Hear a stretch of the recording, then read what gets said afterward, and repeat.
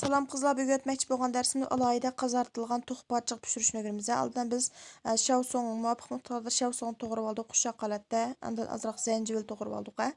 Endi mana bu muvafiq miqdarda tox parçaq o'zinglar qancha qilmoqchi bo'lsanglar sonini shuncha qilsanglar bo'ldi. Tox parchaqni mana bu holatda tilimlab kesib olamiz ikki tarafdan. Hammasini shu holatda tayyorlab olamiz. Qat-qat'i tamlanib pishishi uchun. Qozonga to'q parchag'ini silib, suv qo'yamiz. To'q parchaq chilashqidek suv qo'ysanglar bo'ldi, ha. Mana shu holatda. Sovuq suv solamiz go'shtni, ha. Andan qaynatamiz. Qaynagandan keyin mana bu holatda ko'pikchalari chiqadi. Endi biz bu go'shtni suzib olib, sovuq suvda bir shallaymiz, ha. Mana sovuq suvda pakiz chayqab bir yuvib olamiz. Endi qozonni pakiz yuvib quritib, may qo'yamiz, ha. Muvafiq miqdorda bir 3-4 cho'mich atrofida may qo'yamiz.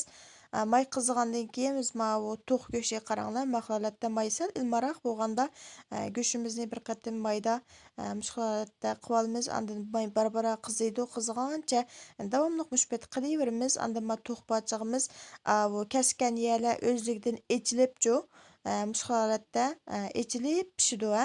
May bevosita sevatsanglar vajda qo'rilibla yumilib qoldi. Shunga mush holatda cho'yilda tutib turib, ustidan may qo'yib qilsanglar, ma tabiiylam echildi, orliqlari churuk holatda pishidi, ha. Mana diqqat qilinglar. Endi biz bu go'shtni mana maydan saqtalamiz. Endi qozonni qurg'itib oldik. May yo'q qozonga go'shtni soldik, ha, to'q parchaqni. 5-6 vosh samsaqni soldik, bayam zanjibil soldik, ozroq tuz soldik. Shoncha 3 qo'shiq atrofida.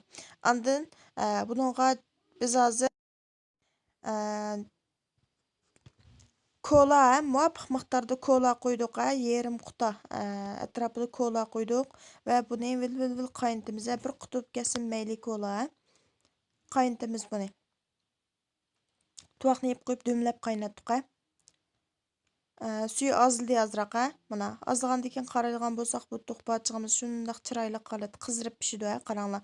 Bag'ancha suyu azlab tugaydi buniki. Mana mush holatga kelganda haqiqiy qizirib pishidi.